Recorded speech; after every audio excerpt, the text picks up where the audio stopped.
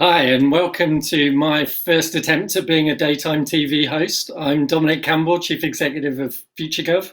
Thank you for choosing to be with us rather than with Hey Bikers on BBC One. Those of you who know me, you'll know what a passionate advocate of local and city government I am. But also increasingly, even as someone who's a Midlander and a Northerner in his heart, a passionate advocate for London as my now long-time home.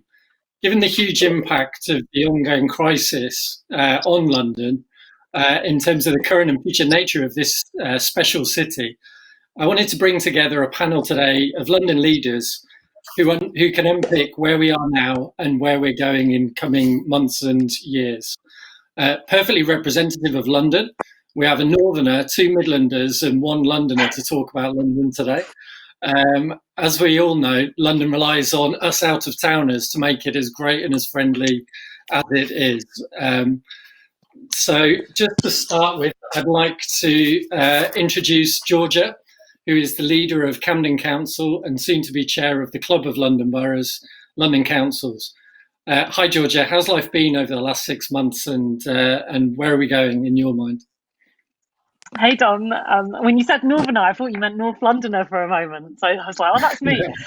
But look, it's been deeply challenging. I think that COVID has shone a light on the deep inequalities we've always known are in our city, but we've seen them all through this crisis. The impact of overcrowding, the disproportionate impact of the disease on Black, Asian minority Londoners, and the looming unemployment crisis. And these are issues we've been working to address for years. They didn't just kind of come because of COVID.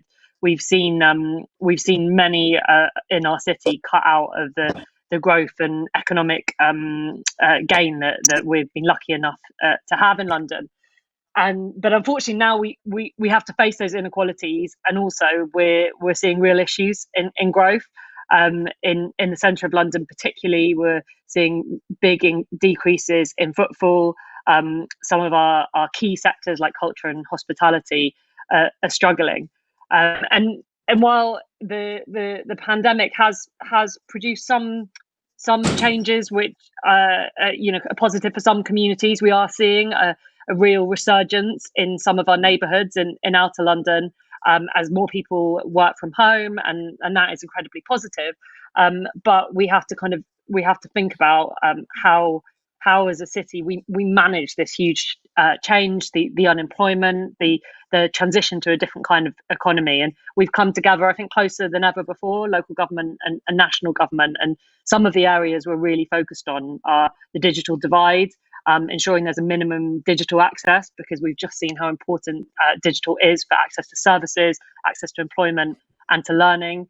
Thinking about the future of central London, what does it mean to connect and be together? How do we drive innovation and create a kind of centre for culture while still supporting outer London? And how do we invest in jobs for the future, like green new jobs? And I think it is really a task for collective imagining. We have to come together to solve all of the inequalities and tackle them that we haven't solved before, and grow our economy at the same time. But I truly believe we do have the assets, the imagination, and the ideas in London, particularly with our citizens, to do that. Fantastic. Thanks very much. And also joining us today, as you can see, lastminute.com, Ian Thomas, Chief Executive of the London Borough of Kingston. Would be really interested in your perspective on where things are right now, Ian. Not sure about lastminute.com, Dominic. I was there with technical issues here. I'm using my iPad. I'm not quite sure which camera to look at, but we'll have a go. So I think I support what the leader of Camden said, and the incoming leader of London Council has just said, Councillor Gould. It's easy to forget, I think, what's been accomplished over the passage of time in recent months. The formative evaluation undertaken recently has found that the Borough of Kingston responded with remarkable speed and conviction to support shielding households and rough sleepers, distribute grants to businesses, and keep critical services running through remote online working, remote staff who were quickly deployed to new roles. The reasons why Kingston was so successful in managing through the pandemic are multifarious, to include our elected members who were supportive and challenging in equal measure, an excellent team of staff who were given license to be creative, solution-focused and innovative, partners in the statutory and voluntary sectors who worked incredibly hard to meet the needs of our citizens, access to learning from other councils across London, effective pan-London governance arrangements laid in place, a community of residents and local businesses who are the epitome of compassion here in Kingston, the adoption of new technology to enhance communications, protect the NHS and improve access to services for citizens, including some of our most vulnerable. So given the focus of this session, I want to say a bit more about the role of technology in formulating our response to the pandemic. We're fortunate to have some amazing, brilliant staff in Kingston who mobilised quickly to facilitate remote working and implement systems to ensure our volunteers hub, established with partners, operated effectively. This proved critical in coordinating the delivery of food, medicines and tackling isolation. Our children's social workers found new ways of keeping in touch with children and young people, and better ways through platforms such as Zoom, Google Hangouts, WhatsApp videos, whilst in adult social care, our robots helped facilitate swift discharges from hospital and perform complex data migration to inform the assessment of need. Our engagement with key stakeholders such as our care homes, community health providers, housing agencies improved via webinars, and we reached more staff through live streaming, resulting in 90% of staff reporting being well informed throughout the pandemic. Our libraries closed, but then they reopened with a new online offer with tens of thousands of visits to Facebook pages, whilst at the same time augmenting registered users by almost 400. And our adult education and music service launched new online lessons, furthering our reach to our communities. The finance team stepped into their own and into that creative space too, reprogramming our IT system to facilitate payments of around £31 million to businesses at a rate placed us within the upper quartile nationally. Just a bit more, there are just some examples there across the organisation. Other services within our corporate and communities place, adult social care, public health and local authority control company, Achieving for Children, utilised technology to ensure the council responded with efficacy. Our partners also impressed, using technology to promote a raft of preventative services as part of Kingston's social prescribing offer, and agencies such as our CAB saw a gargantuan increase in the number of customers supported by some 521%. I'm going to pause there because I'm conscious of time. Thanks so much for that, Ian. And last but not least, Kajal, you're the voice of 21st century connected communities potentially on this panel, I would say, and director of change.org in the UK. Be really interested in some initial thoughts on some of the trends, some of the sort of voices you're hearing right now in London and elsewhere around, what's going on in the world. Yeah, hi, thanks. Yeah, so separate to my role at Change, I represent the 21st century. So we've had a really, really interesting year. When we came into 2020, I thought we'd, we'd hit the threshold of digital activism, and we saw what it could. And I thought that, it's great, and this is the pinnacle of it.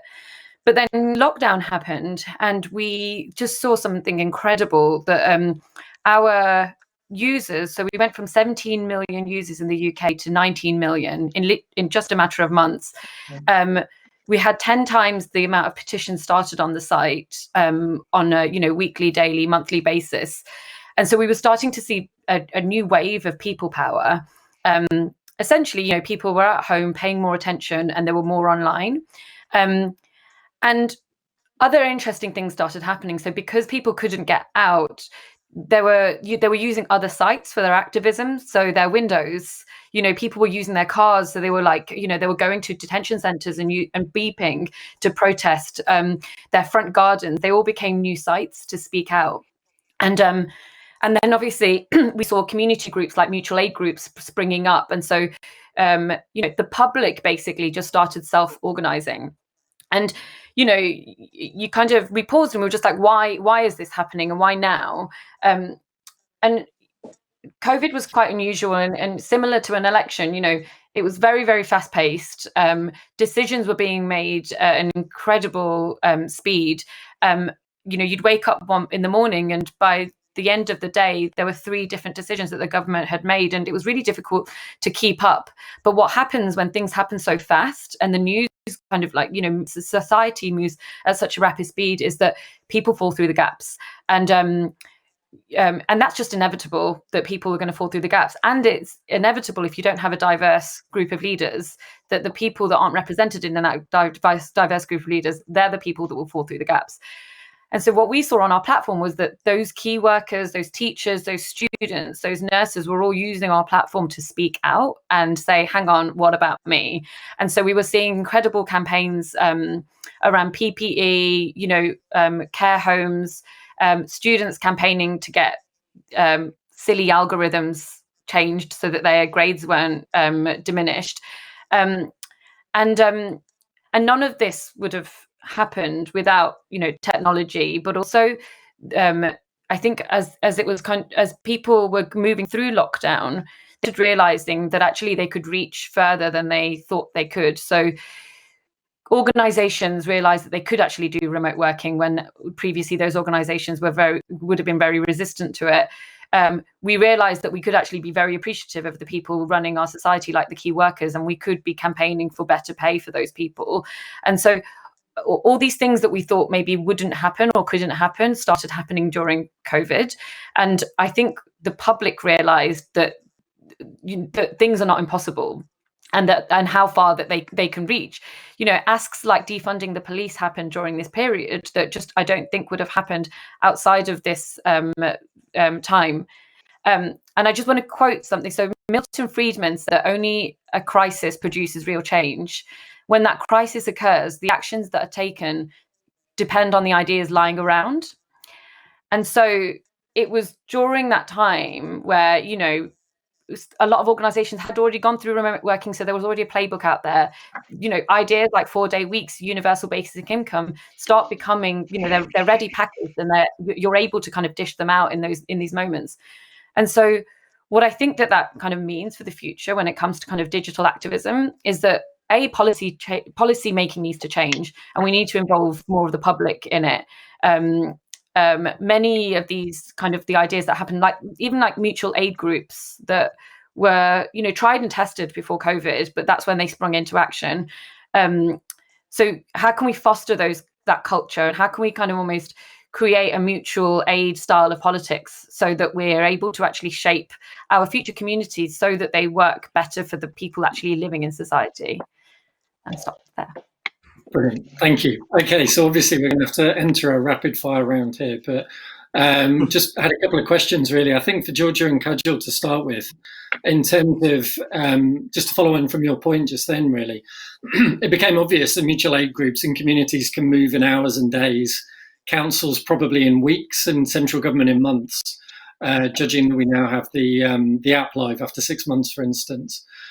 Really interested to sort of get your thoughts on how we better bring together those two different perspectives and take advantage of the benefits of both bottom-up, top-down collaboration. So, maybe Georgia and then Kajal. Yeah, I mean, we definitely saw that springing up of community activism, but the strength of that, I think, for us was the roots we already had into communities. So the groups we brought together through citizens' assemblies and participation spaces.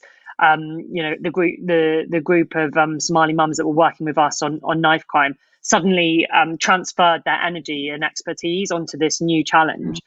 So I think that it's the long-term community work is critical, but also us as organisations being open and ready to respond. And Dom, you work really closely with us through FutureGov to rapidly transform how we as a council, Camden Council, were able to have a single point of need, so we could see the needs in our community and be able to link the huge resource in our community with the need in our community. And that we managed to do what probably was 5 years of work in normal time in about 3 months, and everyone has the grey hairs to show from it. But I think we had to change to be able to respond to that community needs and make those links. And we also had to rapidly ensure our community could reach us online. We had a citizens' assembly going on, and we moved it online with BSL and interpreters and translation and giving kit to people. You know, we had to adapt fast to make sure that there was still a voice for communities. And Kajal, what are the sorts of things that people are looking for from government in terms of in helping them connect in?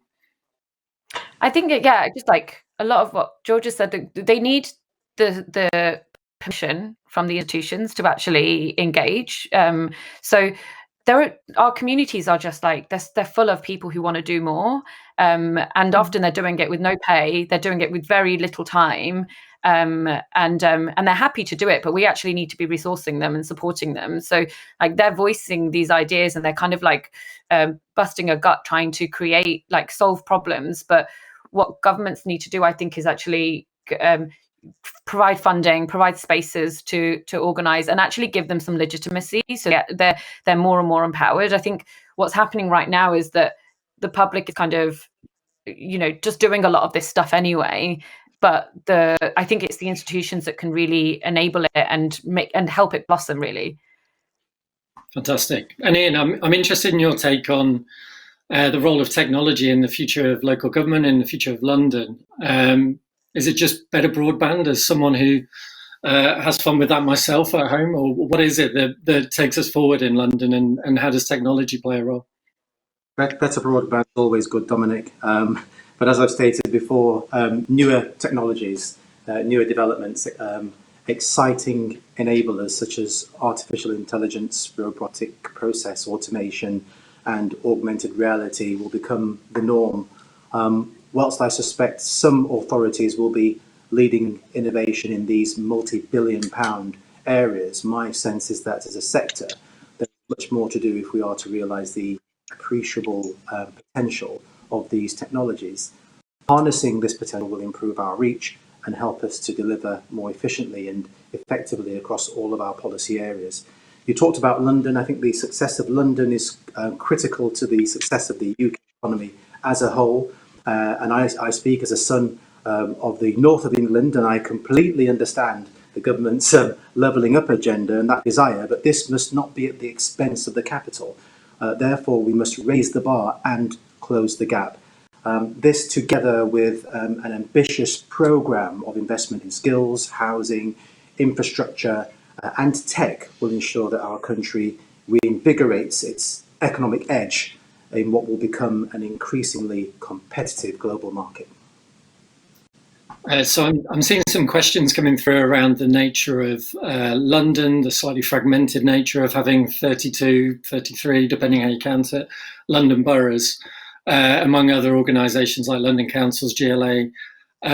So thinking about that, but also more generally in terms of what you're hearing, what you're feeling out and about right now. I'd just be interested to finish on sort of one thought each around what do we have to do to get the kind of leadership, the type of connection to community, the sort of the heart and soul of London energised to think about our futures and design and deliver that together. So just one quick thought from each of you would be really interesting. So Kajal, do you want to start? Oh God, don't make me start. I don't know. I'm not, you know, an expert on London politics, but I guess I think of myself as a Londoner, and I think that it could be a real standard for what community can be. I'm seeing campaign groups who are campaigning for, you know, just like less cars, biking around more, better rights for renters. Like there's a lot that's happened during COVID that's like, it's almost provided a magnifying glass to the problems that we knew already were happening in the city. But I think that, you know, I'd love it if London kind of became that utopia where we're actually testing some of these ideas out. You don't have to go for policy and just go, we're making a commitment to this. You can test ideas. So yeah, I think they're my hopes. Brilliant. Ian? One thought, two sentences. Be bold, be radical, and listen. A wise woman once told me that the words listen and silent use exactly the same letters, and that's no coincidence. And part B to that is employ more social scientists, radicals, and digital revolutionaries. Back to the bold bit, I think. Fantastic. Sounds good to me. Georgia? I mean, I think that this pandemic has, as I said, shone a light on the poverty and inequality in our city, and we can't let levelling up be a kind of a race to the bottom of fighting over limited resources. It has to be about addressing poverty and inequality in London and making the case for our communities to have a stake in the economic growth around them. Fantastic. Thanks so much for your time. Really great to see you all, and thanks again. Good luck with it all. Yeah, thanks colleagues. Thank you.